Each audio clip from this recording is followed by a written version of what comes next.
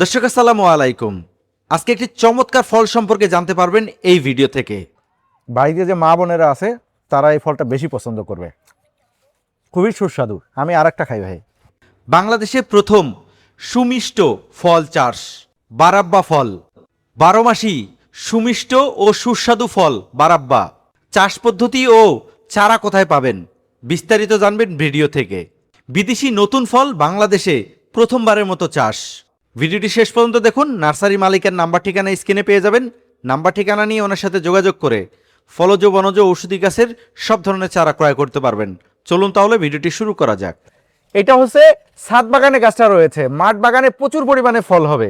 এই ফলটা খুবই চমৎকার আর দেখতে খুবই সুন্দর। এই ফল সম্পর্কে জানার চেষ্টা করি মামুন ভাইয়ের কাছ থেকে। মামুন ভাই আসসালামু আলাইকুম। ওয়ালাইকুম আসসালাম। কেমন আছেন ভাই? আলহামদুলিল্লাহ ভালো আছি ভাই, এই যে গাছটার নিচে দাঁড়ায় আছে, এই গাছটার বয়স কতদিন হয়েছে? এটা গাছের বয়স আমাদের 4 বছর প্লাস হয়ে গেছে। 4 বছর প্লাস। হ্যাঁ, আচ্ছা, এই যে গাছটা রোপণ করছিলেন কত দিন আগে? এটা আমরা অনেক আগে রোপণ করছি, 4 বছর আগে। তবে এই গাছ যখন রোপণ করছি, এটা যেহেতু ডোয়া আকৃতির থাকে, খাটো জাতের গাছ, ছাদ বাগান এবং মাঠ বাগানের জন্য যেগুলো বামন টাইপের গাছ থাকে সেই রকমে হয় বিদায় এটা আমরা ড্রামে পরবর্তীতে দিয়েছি। আর ছাদ বাগানে তো এই যে 12 মাসেই আমরা ফল পাচ্ছি। এর কতটুকু ড্রাম আছে আর কতগুলো মাটি আছে? এটা হাফ ড্রামে আছে, প্রায় 80 থেকে 100 কেজি মাটি আছে। 100 কেজি মাটিতে আছে। হ্যাঁ। গাছটার সাইজ কত বড় হবে? গাছের সাইজ প্রায় 8 ফিট 7.5 ফিট হবে, কিন্তু কয়েক হাজার ফল গাছে ঝুলে ঝুলে আছে। এর আগে তো অনেকগুলো ফল পড়ছে দেখলাম জি, নিচে। প্রচুর পরিমাণ ধরা আছে, পড়েও গেছে, খেয়েওছি, হারভেস্ট করেছি। এটা কোন দেশের ফল?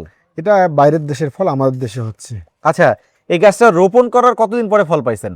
এটা রোপণ করার পরে আমরা যেটা দেখেছি 1 বছর পরে গাছে প্রচুর পরিমাণ ফল চলে এসেছে। এই গাছটার রোপণ পদ্ধতি কি?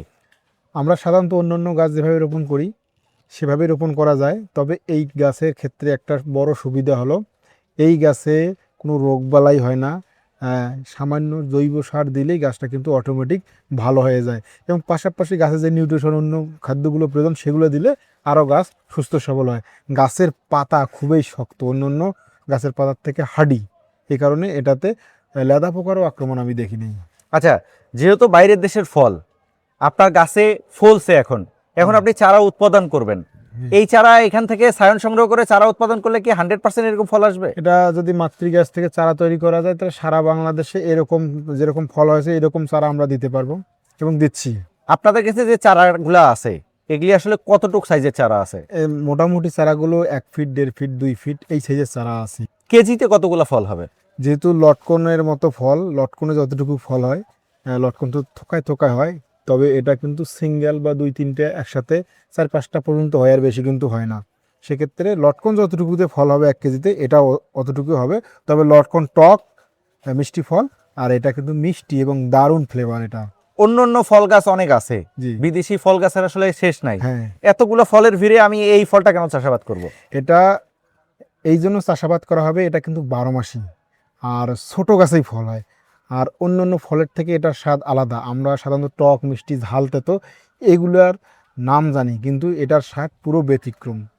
এটা আমরা খেয়েছি এর আগেও, কিন্তু দারুণ আমার কাছে মনে হয়েছে। এই গাছটা রোপণের পর থেকে কতবার ফল হারভেস্ট করছেন? সারা বছর ফল হারভেস্ট করি। এই যে গাছে ফল পেকে গেছে, এইদিকে ফুল আসতেছে, এই যে কাঁচা ফল আছে, বিভিন্ন সাইজের ফল আছে। ফলটা হারভেস্ট করার পরে কি কি সার দিতে হবে এটাতে? গাছের গোড়া যেহেতু আমাদের খাদ্য দিতে হয় একটু দূরে, তবে গাছ যেহেতু 12 মাসে ফল দেয় সেক্ষেত্রে আমাদেরকে 12 মাসে মোটামুটি খাদ্য দিতে হবে। পানি প্রতিনিয়ত হয়তো দিতে হবে, আর 3 মাস পর পর ছাদ বাগানের জন্য খাদ্য দিতে হবে। কি কি দিব? এখানে সোলো রিলিজ ফার্টিলাইজার, যেমন হাড়ের গুঁড়া আছে, ঝিনুক গুঁড়া আছে, শিঙের গুঁড়া আছে, নিমের খোল আছে, কেঁচো সার আছে, যেগুলো অর্গানিক। এগুলো একটু বেশি পরিমাণ দিলে গাছের বডি ইমিউনিটি ঠিক থাকবে এবং গাছের প্রচুর পর্যন্ত ফল দিয়ে দিবে। আরেকটা জিনিস জানাই, অনেকে যেটা ভুল করে থাকে, গাছের সবজি পচা পানি, এটা পচা পানি সেটা পচা পানি, পানিটাই যদি পচা হয় গাছের গোড়ায় যদি দেওয়া যায়, গাছের গোড়ায় মাটি অল্প পরিমাণ থাকে, মাটির স্বাস্থ্য নষ্ট হয় বিধায় সেই গাছে ভালো একটা রেজাল্ট দেয় না। অনেক সময় অনেক যত্ন করা হয় কিন্তু ফল আসে না গাছে।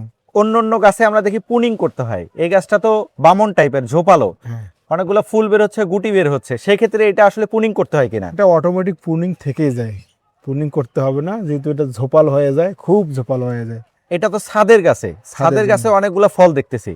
এটা কি যখন মাঠ বাগানে চাষাবাদ করব সেক্ষেত্রে কি এরকমই ফল আসবে না ফলের পরিমাণ বাড়বে? মাঠ বাগানের ক্ষেত্রে দেখা যায় শিকড় অনেক দূর পর্যন্ত যায়, অনেক খাদ্য নিতে পারে, এর থেকে কয়েক গুণ বেশি ফল চলে আসে এবং এর থেকে ফলের সাইজও অনেক সময় বড় হয়ে যায়, কারণ মাটিতে বেশি পরিমাণ খাদ্য নিতে পারে। এই ফলগুলা কি বাণিজ্যিক চাষাবাদের জন্য উপযোগী? এটা যেহেতু আমাদের দেশে নতুন, বাইরের দেশে বাণিজ্যিকভাবে বিক্রি করা হয়, আমাদের দেশে নতুন আসছে, আমরা আশা করতেছি যে লটকন যেভাবে কেজি ধরা বিক্রি হয়, এটাও কিন্তু তার থেকে বেশি ডিমান্ড ফুল হিসেবে বিক্রি হবে। আচ্ছা, অনেক চমৎকার জিনিস।